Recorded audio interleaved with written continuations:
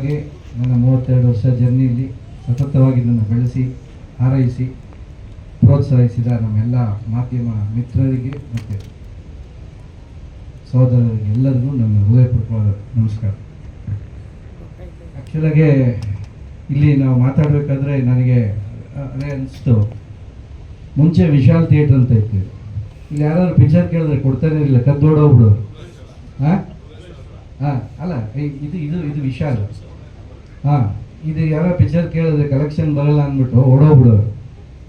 ಆ ಥರ ಇದ್ದಿದ್ದಂಥ ಥಿಯೇಟ್ರನ್ನ ಇವತ್ತೆಲ್ಲರೂ ನಾವು ಇಲ್ಲೇ ರಿಲೀಸ್ ಮಾಡಬೇಕು ಅಂತ ಒಂದು ವಿಕ್ಟ್ರಿ ಸ್ಕ್ರೀನ್ ಆಗಿದೆ. ಅದೇ ಥರ ನನ್ನ ಕೆರಿಯರು ಕೂಡ ಫಸ್ಟು ವಿಶಾಲ್ ಥಿಯೇಟ್ರ್ ಥರ ಇದ್ದೆ, ಇವಾಗ ವಿಕ್ಟ್ರಿ ಥಿಯೇಟ್ರ್ ಥರ ಆಗ್ತಾ ಇದ್ದೀವಿ.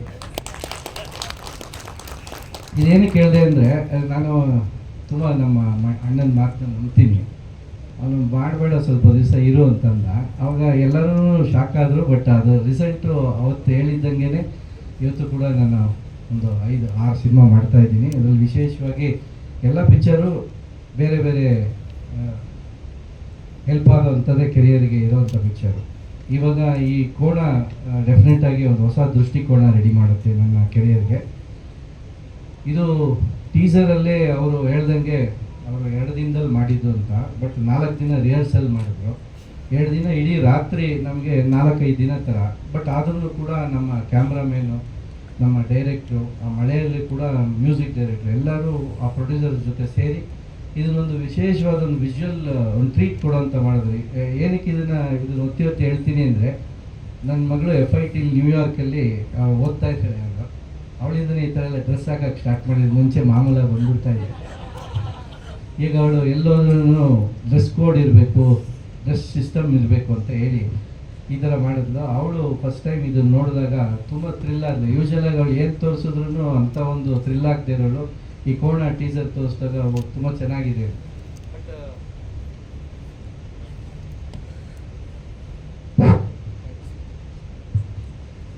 ನನಗೆ ಯಾವಾಗಲೂ ಸೆಕೆಂಡ್ ಇನ್ನಿಂಗ್ಸೇ ಚೆನ್ನಾಗಿರೋದು. ಸೆಕೆಂಡ್ ಮೈಕ್ ಸ್ವಲ್ಪ ಸ್ಟ್ರಾಂಗ್ ಆಗಿದೆ. ಫಸ್ಟ್ ಮೈಕ್ ಹಳೆ ಥರ ಇತ್ತು. ಬಟ್ ನಿಮ್ಮೆಲ್ಲರ ಸಪೋರ್ಟಿಂದ 2ನೇ ಮೈಕ್ ಬರೋವರೆಗೂ ನನಗೆ ತಳ್ಳಿದ್ದೀರಾ. Thank you very much. ಇದು ಏನಾಗಿದೆ, ಇವತ್ತು ಕೋಣ ಮಾಡಿದಾಗ ಒಂದು ಹೊಸ ಥರದ ಒಂದು ಅದೇ ಅವಳು ಪ್ರತಿಯೊಂದಕ್ಕೂ ನಮಗೆ ಒಂದು ಕ್ರಿಟಿಕ್ ಥರ. ಯಾಕಂದರೆ ನಮ್ಮ ಮನೇಲಿ ನಮ್ಮ 2 ಮಕ್ಕಳು ಮತ್ತು ನಮ್ಮ ವೈಫೈ ಕ್ರಿಟಿಕ್ಕು. ನಾನು ಎಲ್ಲೂ ಯೂಶಲಾಗಿ ಎಲ್ಲೂ ಕಾಣಿಸ್ಕೊಳ್ಳಲ್ಲ, ಯಾವುದು ಇದಕ್ಕೆ ಹೋಗೋದಿಲ್ಲ. ಅವಾಗ ಅವರೇ ನನಗೆ ಪ್ರತಿಯೊಂದು ಕಡೆಯೂ ನನಗೆ ತಪ್ಪುಗಳನ್ನ ಸರಿಗಳನ್ನ ತಿದ್ದುವಂಥ ಕ್ಯಾರೆಕ್ಟ್ರು. ಯಾಕಂದರೆ ನಾನು ಯೂಶಲಾಗಿ ಎಷ್ಟೋ ಜನ ರಿಯಾಲಿಟಿ ಶೋಗೆ ನನಗೆ ಎಷ್ಟೋ ಸಲ ಕರೆದ್ರೂ ಕೂಡ ನಾನು ಹೋಗಲೇ ಇಲ್ಲ. ಬಟ್ ನನ್ನ ಮಕ್ಕಳು ಬಲವಂತ ಮಾಡಿದ್ರು, ಇಲ್ಲಪ್ಪ ನಿನ್ನ ಟ್ಯಾಲೆಂಟ್ ಗೊತ್ತಾಗಬೇಕು ಅಂತಂದರೆ ಎಲ್ಲ ಟೆಲಿಗ್ರಾಮಲ್ಲಿ ಪಿಕ್ಚರ್ ನೋಡ್ತಾರೆ, ನಿನಗೆ ಅದರಿಂದ ಯೂಸ್ ಆಗೋಲ್ಲ. ನೀನು ಥಿಯೇಟ್ರಲ್ಲಿ ಇದು TV ಮಾಡಿದಾಗ ನಿನ್ನ TRP ಬರುತ್ತಲ್ಲ, ಅವ್ರು ನಿನ್ಗೆ ಹೆಲ್ಪ್ ಆಗುತ್ತೆ ಅಂದರು. ಅದು ನಿಜವಾಗ್ಲೂ ಖಂಡಿತವಾಗ್ಲೂ ಹೆಲ್ಪ್ ಆಯಿತು. ಯಾಕಂದರೆ ಗಿಲಿ ಈ ಸಲ 50 ಎಪಿಸೋಡ್ ಕಂಪ್ಲೀಟ್ ಆಯಿತು. ಯೂಶಲಾಗಿ 30 ಎಪಿಸೋಡ್ಸ್ ಆಗ್ತಾ ಇರೋದು. ಅಂದರೆ ನನ್ನಿಂದ ಅಂತಲ್ಲ, ಅಂದರೆ ಎಕ್ಸ್ಪೋಜರ್ ಚೆನ್ನಾಗಿ ಸಿಕ್ತು, ನಾವು ಮಾತಾಡೋದಕ್ಕೆ ಒಂದು ಪ್ಲ್ಯಾಟ್ಫಾರ್ಮ್ ಸಿಕ್ತು. ಆ ಥರ ಅವರ ಅಡ್ವೈಸ್ ತೊಗೊಂಡು ಸುಮಾರು ನಾನು ಮಾಡಿದ್ದೀನಿ. ಇವತ್ತು ನಮಗೆ ಇದು ಒಂದೊಂದು ಪಿಕ್ಚರಿಂದ ಒಂದೊಂದು ಪಿಕ್ಚರ್ ಡಿಫ್ರೆಂಟಾಗಿ ಮಾಡಬೇಕು ಅಂತ. ಈಗ ನಮ್ಮ ಈ ಕಡೆ ಎಡಗಡೆ ಒಬ್ಬರು ಪ್ರೊಡ್ಯೂಸರ್ ಬಂದಿದ್ದಾರೆ. ಅವ್ರು ನನ್ನ ಟೀಸರ್ ನೋಡೋಕ್ಕೆ ಬಂದಿಲ್ಲ. ಅವ್ರು ನನ್ನ ದಾಡಿ ತೆಗ್ದಿದ್ದೀನ ಇಲ್ಲ ಅಂತ ನೋಡೋಕ್ಕೆ. ಯಾಕಂದರೆ ಅವರು ಪುಟೀರ ಅಂತ ಒಂದು ಪಿಕ್ಚರ್ ಮಾಡ್ತಾ ಇದ್ದಾರೆ. ಇಲ್ಲಿ ಮೀಸೆಗೆ ದಾಡಿ ಇಲ್ಲ. ಇವ್ರೇನು ಯಾವಾಗ ತೆಗೆದುಬಿಟ್ಟವನ ಇಲ್ಲ ಹೆಂಗೆ ಅಂತ. ಹಂಗೆ ಒಬ್ಬೊಬ್ಬರೂ ನನ್ನನ್ನು ಹಿಂದೆ ನಿಂತ್ಕೊಂಡು ಸಪೋರ್ಟ್ ಮಾಡ್ತಾ ಇದ್ದಾರೆ. ಇವತ್ತು ನಮ್ಮ ಈ ಪಿಕ್ಚರಲ್ಲಿ ಬಂದು ಬೇರೆ ಪಿಕ್ಚರ್ ಬಗ್ಗೆ ಮಾತಾಡಬಾರ್ದು. ನಂದು ಅತಿ ಶೀಘ್ರದಲ್ಲಿ ಇನ್ನೊಂದು 2 ಪಿಕ್ಚರ್ ಬಿಡುಗಡೆ ಆಗುವಂಥ ಸಂದರ್ಭ ಬಂದಿದೆ. ಈ ಕೋಣ ಬಗ್ಗೆ ಹೇಳಬೇಕು ಅಂದರೆ, ನಮ್ಮ ಫಸ್ಟು ನನಗೆ ತುಂಬ ಇಂಪ್ರೆಸ್ ಮಾಡಿದ ಲೈನ್ ಕೂಡ. ಯಾಕಂದರೆ ಇದೊಂದು ಡಾರ್ಕ್ ಹ್ಯೂಮರ್ ಅಂತ ಎಲ್ಲರೂ ಹೇಳ್ತಾರೆ, ಆದರೆ ಇದರಲ್ಲಿ ನಿಜವಾಗ್ಲೂ ಆ ಥರದ್ದು ಸಬ್ಸ್ಟೆನ್ಸ್ ತುಂಬ ಇದೆ.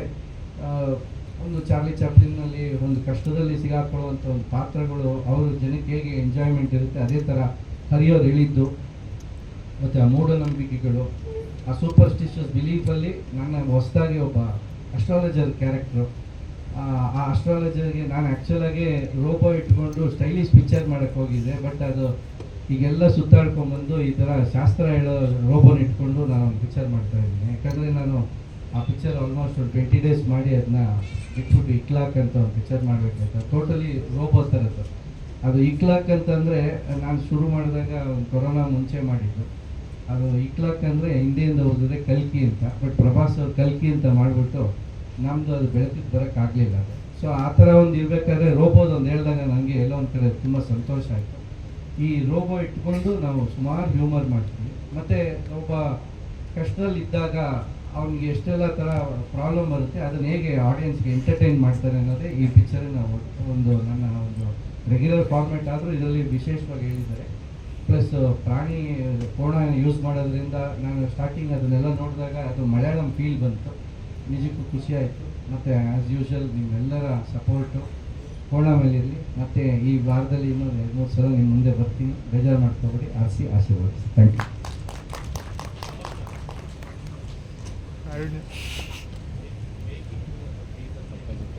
ಹಾಂ